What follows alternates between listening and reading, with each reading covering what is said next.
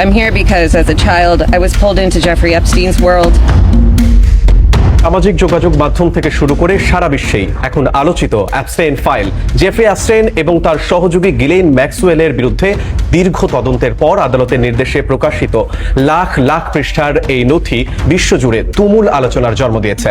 প্রশ্ন উঠছে, কে অ্যাপস্টেইন, কি এই অ্যাপস্টেইন ফাইল, কেন এটি এত আলোচিত এবং কারা এর সঙ্গে জড়িত?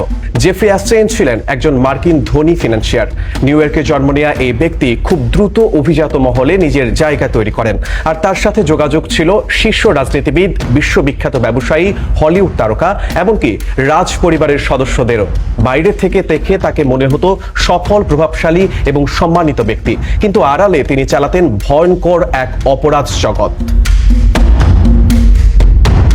অ্যাপস্টেইন ফাইল মূলত মার্কিন বিচার বিভাগ ও এফবিআই এর সংগ্রহীত নথির সংকলন, যার মধ্যে রয়েছে আদালতের নথি, ইমেইল, ছবি, ফ্লাইট লগ এবং প্রত্যক্ষদর্শীদের জবানবন্দি।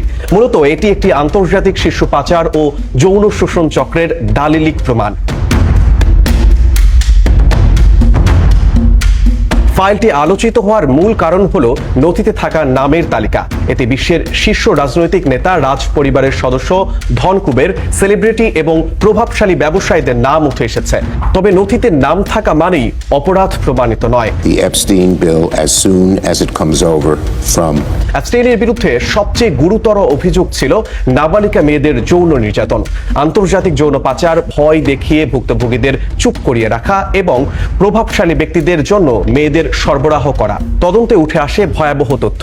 তিনি কৌশলে কম বয়সী মেয়েদের টার্গেট করতেন, তাদের চাকরি, মডেলিং বা টাকার লোভ দেখিয়ে ফাঁদে ফেলতেন। এরপর সেই মেয়েদের নিয়ে যাওয়া হতো তার ব্যক্তিগত বাড়িতে এবং সবচেয়ে কুখ্যাত জায়গা, তার ব্যক্তিগত দ্বীপে।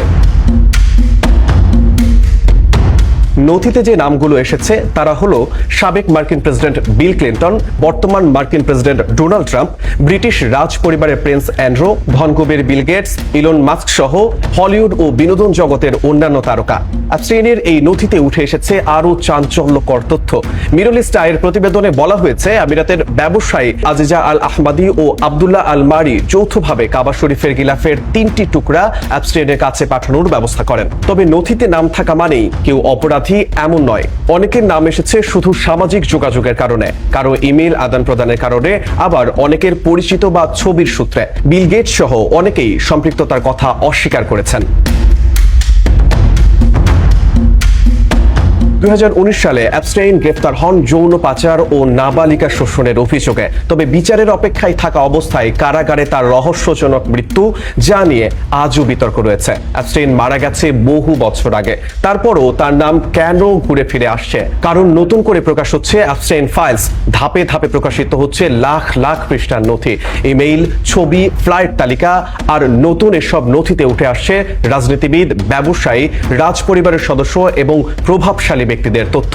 We are here demanding accountability and I'm demanding justice. Epstein file কোনো সাধারণ কেলেঙ্কারি নয়। এটি ক্ষমতা, অর্থ ও অপরাধ কিভাবে একে অপরকে আড়াল করতে পারে তার একটি ভয়াবহ দলিল, যার প্রতিটি নতুন ফাইল প্রকাশের সাথে সাথে নতুন প্রশ্ন, নতুন বিতর্ক আর নতুন রহস্য তৈরি হচ্ছে। এখন সময়ের সবচেয়ে বড় প্রশ্ন একটাই, ফাইলের সত্য কি কখনো পুরোপুরি জানা যাবে?